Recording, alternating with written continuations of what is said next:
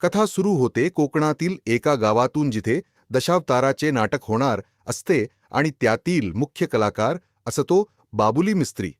बाबुली आणि त्याचा मुलगा माधव जंगलात जातात, जिथे फॉरेस्ट ऑफिसर वाडेकर बिबट्याची शिकार करत असतो. बाबुली त्याला थांबवतो.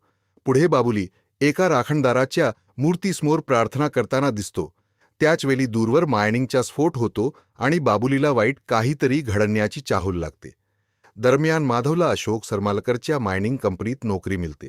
पण मायनिंगमुळे निसर्गाचा नाश होत असल्यामुळे बाबुली खुश नसतो. एक दिवस माधवला कळते की राखणदाराच्या जागी बेकायदेशीर मायनिंग चालू आहे. तो हे सत्य सरपंच तंडेलला सांगायला जातो. पण दुसऱ्याच दिवशी गावात धक्कादायक बातमी येते. माधव झाडाला लटकलेला सापडतो. पोलीस हे आत्महत्या असल्याचे सांगतात, पण बाबुलीला खात्री असते की हा खून आहे. नंतर माधवचा मोबाईल मिळतो आणि त्यातल्या व्हॉइस नोटमधून कळते की त्याच्यावर हल्ला झाला होता. पुढे मोठा ट्विस्ट समोर येतो.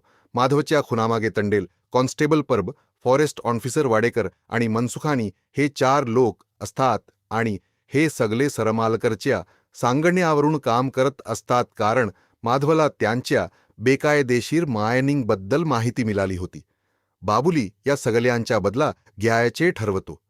तो वेडा असल्याचे नाटक करत एक एक करून गुन्हेगारांचा अंत करतो.